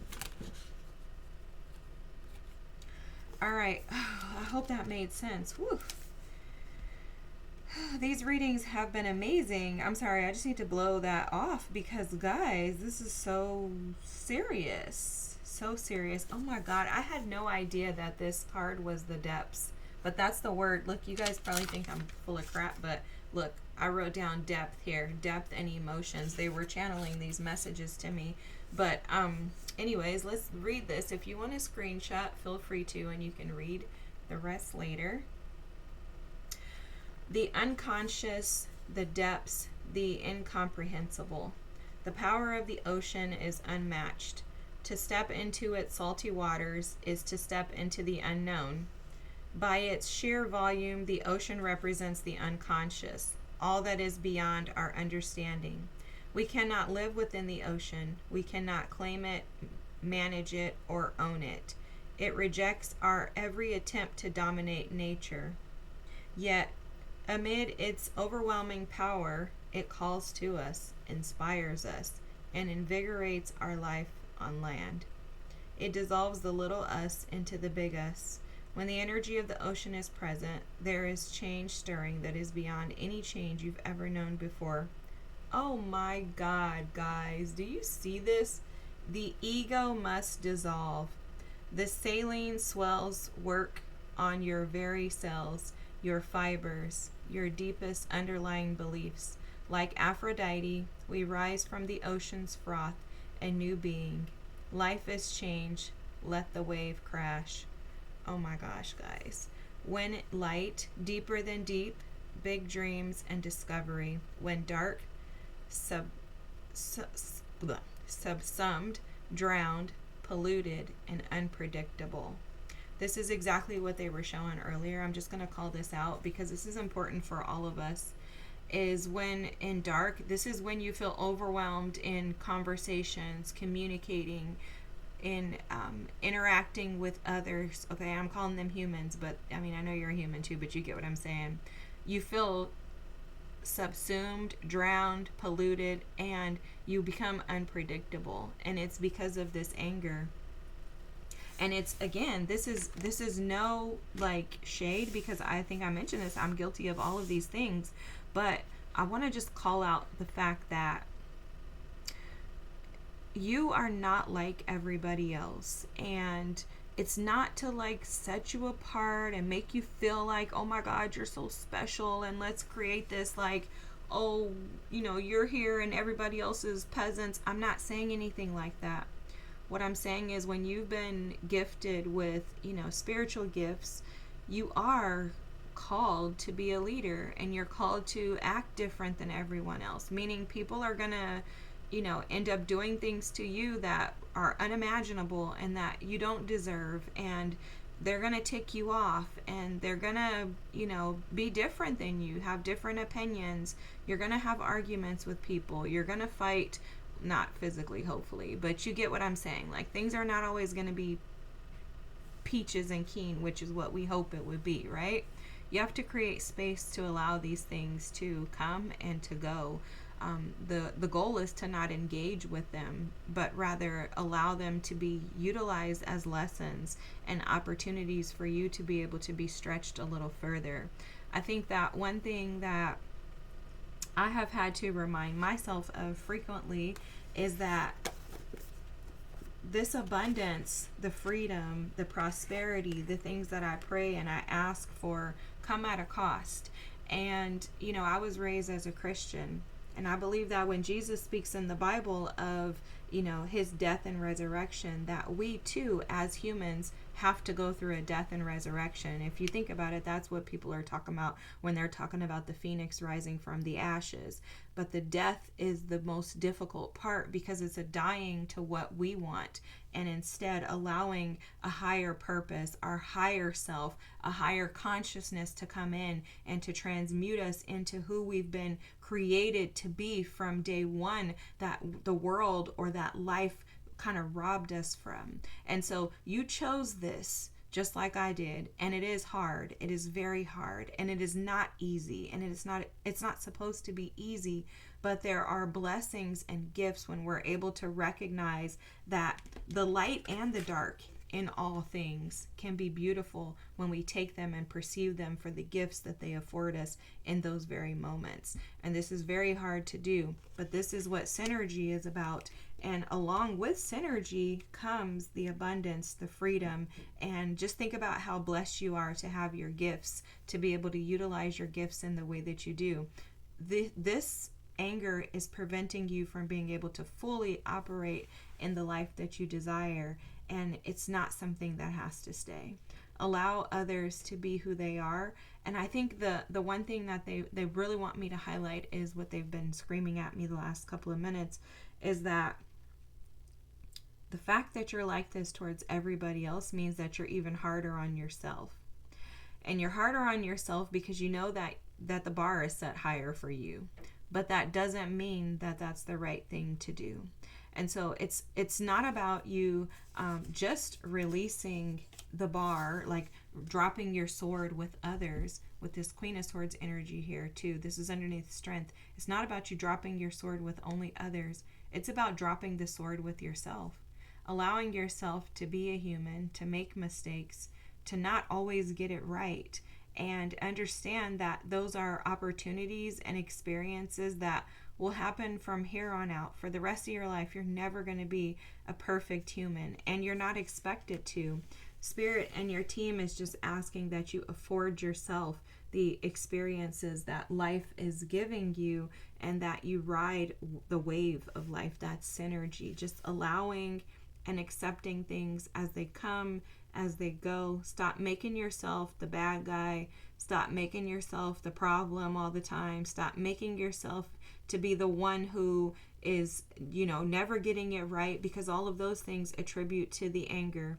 Instead, allow yourself space to be able to see these experiences, accept them as opportunities, and grow. If you didn't have these experiences, there would be no way that you would have these gifts and be able to utilize them in the way that you do. So accept them as opportunities that are allowing you to access greater and greater freedom. And as you die to yourself, your resurrection will be far greater and far more powerful, because you're going to recognize the blessings and the gifts along the way on your path to your prosperity and abundance. Guys, this was powerful. I love this. This is so amazing. I hope this was your reading, because if not, if I were you, I would pick pile number 3. I'm picking pile number 3. This is beautiful. Just know that you are beautiful just as you are, and you deserve the life that you desire. And I know you know just as well as I do, being angry doesn't allow you to tap into any of the experiences that you want in life, which is why you're beating yourself up every time you're getting frustrated or overwhelmed or not handling a situation the way that you thought you should have. It's okay. None of us get it right every single time, and we're not supposed to, because whenever something shows up, it just means that there's something else for us to be able to gain. Think about it as like you're gaining a treasure chest, right? And every time you pick up a lesson, you drop it in the treasure chest. Now your treasure chest is full, and at some point it'll overflow, and you'll have more to give because you've received so much. And so instead of seeing these things as negative things, look at them as beautiful gifts, tokens, and objects that you're picking up to add to your treasure chest. And you want your treasure chest to be overflowing so that you can pour that out, because remember, you can't give what you don't have. Okay? All right, guys, thanks for being here. I love you guys. This was a beautiful, beautiful, beautiful, fantastic reading. I feel so blessed to be able to be here and to experience this. If this resonated with you, please feel free to drop a comment. If you wouldn't mind liking and subscribing, that would be fantastic as well. But if not, that's perfectly fine. I'm thankful that you're here for any time you are. Have a great night, and I'll see you next time. Bye, guys.